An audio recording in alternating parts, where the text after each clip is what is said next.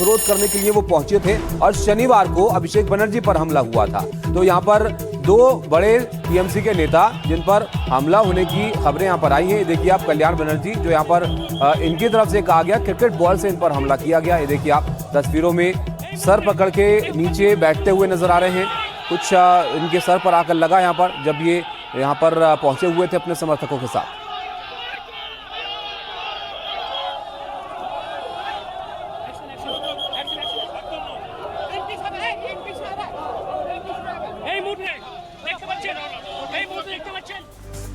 तो पश्चिम बंगाल में सत्ता बदलने के बाद से तृणमूल कांग्रेस के टारगेट पर आ गए हैं। एक के बाद एक कई टीएमसी नेताओं पर हमले की घटनाएं सामने आ रही हैं और अभिषेक बनर्जी के बाद अब कल्याण बनर्जी पर हमला हुआ है, जिसकी तस्वीरें हमने आपको दिखाई। इसको लेकर अलग अलग तरह के दावे किए जा रहे हैं। पूरा मामला क्या है, क्या कह रहे हैं कल्याण बनर्जी और इसके जवाब में बीजेपी क्या कह रही है, वो जरा देखिए आप।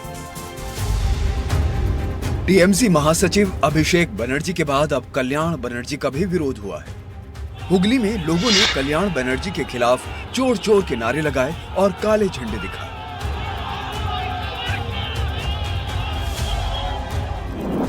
इस दौरान टीएमसी सांसद सड़क पर गिरे हुए भी नजर आए। मौके पर मौजूद सुरक्षा बल के जवानों ने तुरंत उन्हें संभाला। कल्याण बनर्जी ने आरोप लगाया कि उन पर बीजेपी कार्यकर्ताओं ने हमला किया और उन्हें क्रिकेट बॉल से निशाना बनाया गया, जिसकी वजह से वो गिर गए। जिसके बाद कल्याण बनर्जी कार्यकर्ताओं के साथ वहीं धरने पर बैठ गए और बंगाल सरकार के खिलाफ नारेबाजी शुरू कर दी। Serious condition is prevailing in West Bengal. There is total lawlessness. This attempt today in the morning was attempt to murder me. वहीं बीजेपी ने इन हमलों को जनता की नाराजगी बताया है। लोग क्षुब्ध है। 15 साल अभिषेक बनर्जी, ममता बनर्जी और तृणमूल जो अत्याचार किया।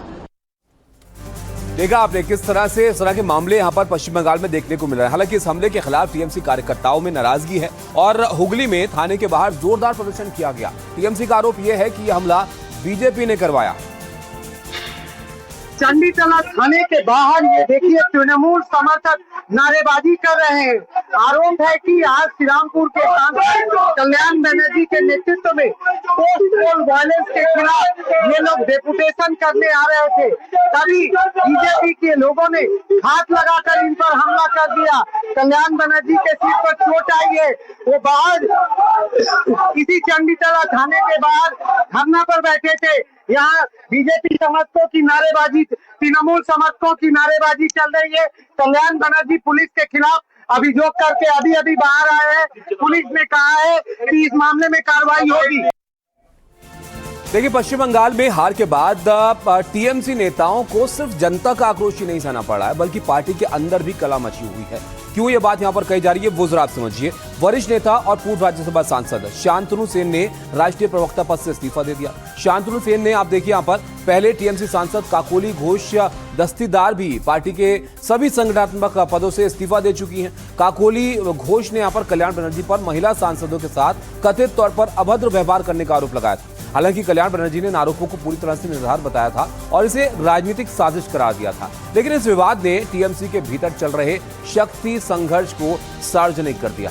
कुछ ही दिन पहले ममता बनर्जी ने काकोली घोष दस्तीदार की जगह कल्याण बनर्जी को लोकसभा में पार्टी का चीफ व्हिप नियुक्त किया था। तो ये सब यहाँ पर हलचल है जो टीएमसी में इन दिनों देखने को मिल रही है। उधर अभिषेक बनर्जी और कल्याण बनर्जी पर हुए हमले के खिलाफ तृणमूल कांग्रेस सड़क पर उतर आई है। बर्धमान में टीएमसी कार्यकर्ताओं ने जमकर इसको लेकर विरोध किया है। अब कैसे सड़कों पर यह मामला जो है वो उठाया जा रहा है, वो आप देखिए।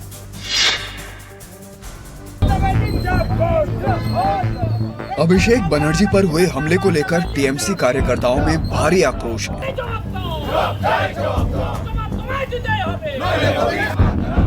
आसनसोल कोर्ट परिसर में तृणमूल कांग्रेस कार्यकर्ता ने विरोध प्रदर्शन किया और बीजेपी सरकार जवाब दो के नारे लगाए गए।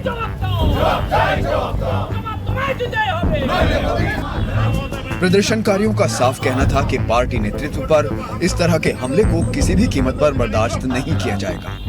इस प्रदर्शन के जरिए टीएमसी ने आसनसोल में अपनी एकजुटता और ताकत दिखाने की कोशिश की। अभिषेक बनर्जी पर हुए इस हमले के बाद बंगाल की सियासत एक बार फिर पूरी तरह से गर्मा गई है। दरअसल बंगाल में सत्ता परिवर्तन के बाद टीएमसी के नेता टारगेट पर आ गए हैं। कई जगहों से टीएमसी नेताओं के साथ मारपीट की खबरें सामने आई। शनिवार को जब अभिषेक बनर्जी और रविवार को कल्याण बनर्जी पर अटैक के बाद टीएमसी ने मोर्चा खोल दिया।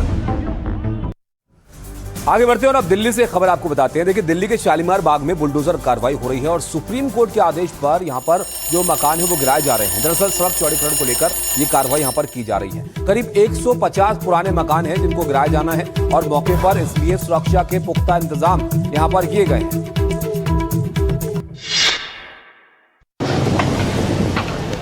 तस्वीरों में आप देख सकते हैं कि किस तरह शालीमार बाग की इस सड़क पर दशकों पुराने बने मकानों को जमींदोज किया जा रहा है। ये कार्रवाई सुप्रीम कोर्ट के आदेश पर की जा रही है, जहां करीब 150 मकानों को गिराया जाना है। चौड़ा करने के लिए 150 घरों को तोड़ा जा रहा है, जिसको लेकर के काफी लंबे समय से संशय बना हुआ था और कल ही इसकी जो अंतिम तिथि थी खाली करने की वो समाप्त हुई और आज सुबह यहाँ पर कार्रवाई शुरू कर दी गई है। अपने आशियाने को बचाने के लिए इन लोगों ने दिल्ली हाई कोर्ट से लेकर सुप्रीम कोर्ट तक का दरवाजा खटखटाया, लेकिन अदालत से भी इन्हें कोई राहत नहीं मिली। कोर्ट के आदेश के बाद कल यानी 30 मई को मियाद खत्म हो गई। कुछ लोगों ने वक्त रहते खुद ही अपना सामान निकाल लिया था, लेकिन कई परिवारों का सामान आज भी घरों के अंदर ही था जब सुबह सुबह अचानक ये बुलडोजर यहां पहुंच गए। आइए अब आपको बताते हैं कि शालीमार बाग में ये बुलडोजर कार्रवाई आखिर क्यों की जा रही है। दरअसल डेमोलिशन की कार्रवाई सड़क को चौड़ा करने के लिए यहाँ पर की जा रही है। सड़क चौड़ीकरण के रास्ते में करीब 150 से ज्यादा पुराने और बहुमंजिला मकान यहाँ पर हैं जो हटाए जाने हैं।